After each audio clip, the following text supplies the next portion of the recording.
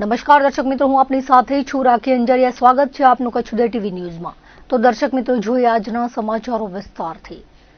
ભુજના અત્યંત સંવેદનશીલ અને વ્યસ્ત ગણાતા સેશન્સ કોર્ટ સંકુલને બોમ્બથી ઉડાવી દેવાની ધમકી ભર્યો ઈમેલ મળતા સમગ્ર વહીવટી તંત્ર અને પોલીસ બેડામાં ભારે દોડધામ મચી ગઈ છે. ધૂળેટીના પર્વની જાહેર રજા બાદ ગુરુવારે સવારે ભુજના કોર્ટ પરિસરમાં રાબેતા મુજબ કામગીરી શરૂ થઈ હતી.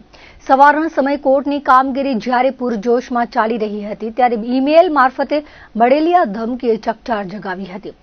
સુરક્ષાના કારણોસર તંત્ર દ્વારા તાત્કાલિક અસરથી ન્યાયાધીશો અને વકીલો અને અસીલો સહિત સમગ્ર કોર્ટ સંકુલને ખાલી કરાવવાની પ્રક્રિયા હાથ ધરવામાં આવી હતી. અચાનક કોર્ટ ખાલી કરાવવાના આદેશથી પરિસરમાં અફરાતફરીનો માહોલ સર્જાયો હતો અને મોટી સંખ્યામાં લોકો કોર્ટ સંકુલની બહાર એકત્ર થઈ ગયા હતા.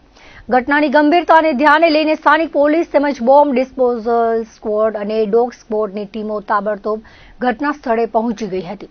પોલીસ દ્વારા સમગ્ર સંકુલને કોર્ડન કરી લેવામાં આવ્યું છે અને ખૂણે ખૂણાની ઝીણવટભરી તપાસ હાથ ધરવામાં આવી છે. ધમકી ભર્યા સંદેશા મળતા સુરક્ષા એજન્સીઓ સતર્ક થઈ ગઈ છે.